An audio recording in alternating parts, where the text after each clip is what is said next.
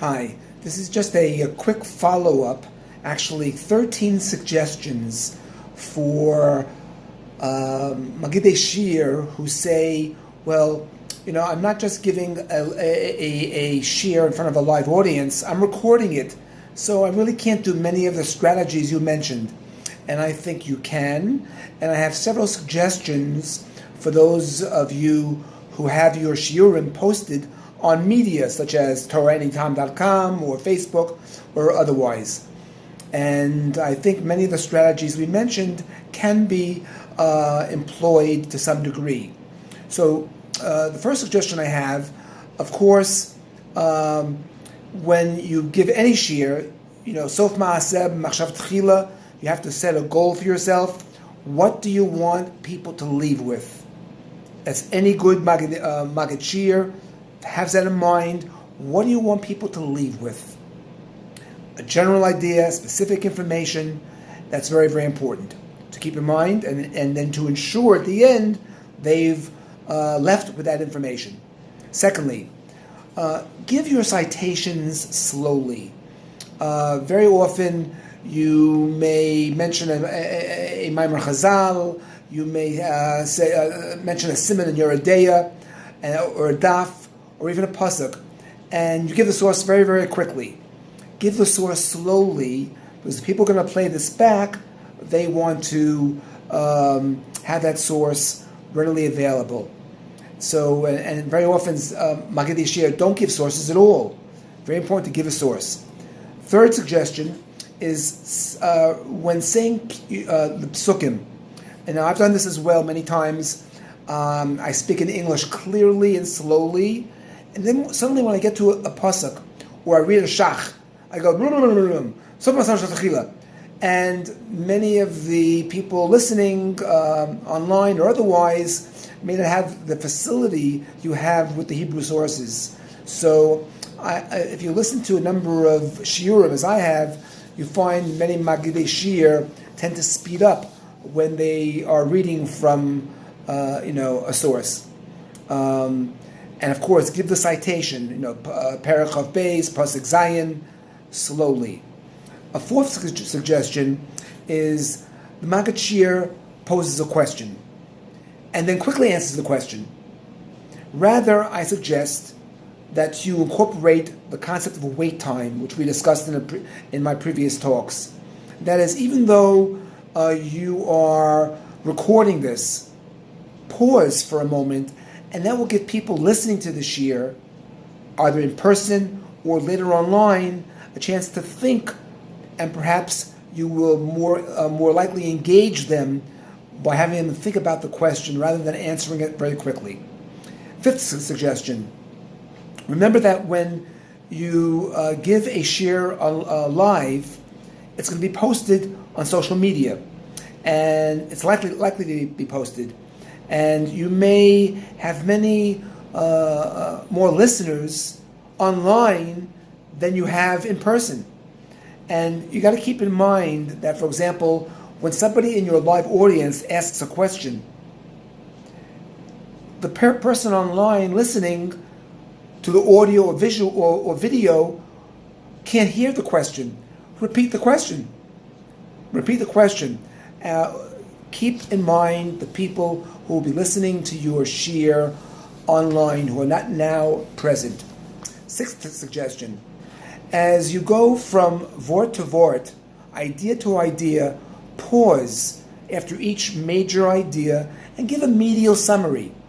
For example, you gave 3 reasons why Moshe Rabbeinu did something. Well, before you go on to the next idea, review those 3 suggestions. Perhaps give a mnemonic for them to remember it. A good medial summary will more likely enhance the mastery of the content you're conveying. A 7th suggestion out of 13 I'm giving is when you mention great people, the Ralbag, the Meshech Chochmah, or particular sefer that may not be known by most people, give us a brief bio, a brief background, who that person was, and you may rattle off a sefer or a gaon that listeners may not be familiar with. And it's sometimes frustrating to a listener not knowing that. Okay? Now, obviously, if you're speaking to a live audience or an audience that's advanced and they know that, that's not necessary. But if you're posting it online, you don't know who your audience is and what the level of Havana, what the level of background is about. Eighth suggestion. Some Magidei Shir do not allow for questions. And they go on and on and on. I think that's a mistake because even the people that's live may get confused. And if they're not with you, you can go on and finish what you wanted to say. But if they are confused, they will not be with you at the end. And so spend time to ask them to, do you have any questions? Use wait time, wait 10 seconds, and then repeat the question, as I said earlier, and answer it. Yes, this may take time from your shiur, but it will engage your students and enhance memory.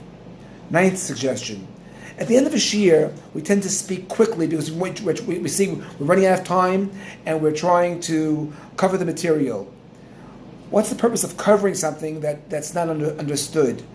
So therefore, and I tend to speak quickly, as you see, try to relax, and as you end your shiur, slow down and give it over in a much more relaxed, slower fashion.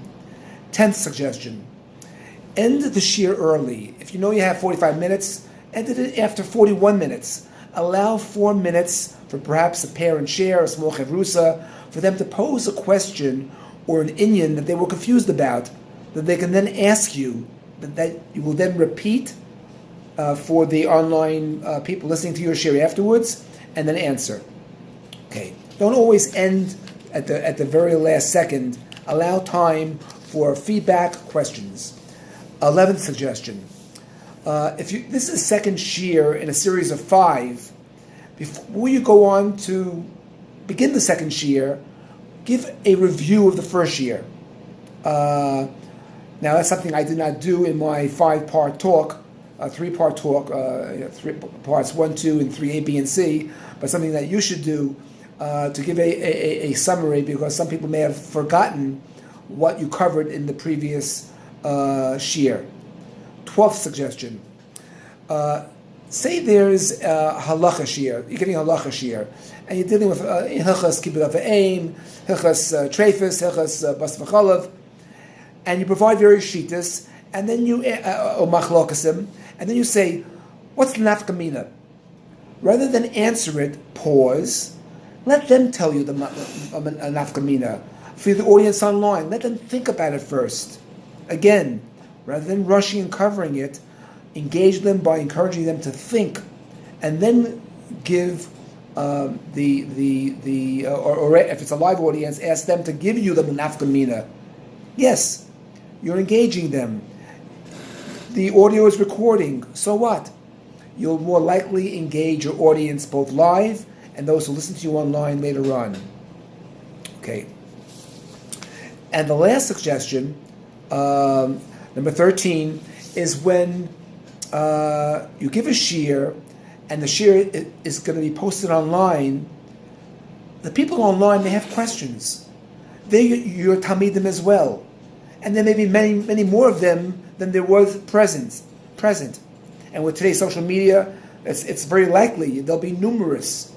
Why not leave a contact email for yourself or a number they can call you? Now, all 3,000, won't call you, but you will have people who may be interested in reaching out to you. If I have the achrayus, I think I have the achrayus to my talmidim online, the ones that I don't see, and I think it's a nice notion to offer a way of them contacting you should they have any questions. You'll see that you won't be overwhelmed. Most people won't contact you, but those that do may have real good questions, and you'll find that they'll be much appreciative. Wish you hatzlacha. I hope you engage. If you have any suggestions for me and ways we can encourage other Magidei Shir Rabbeim to incorporate these suggestions, please contact me. YOSGlanz@gmail.com.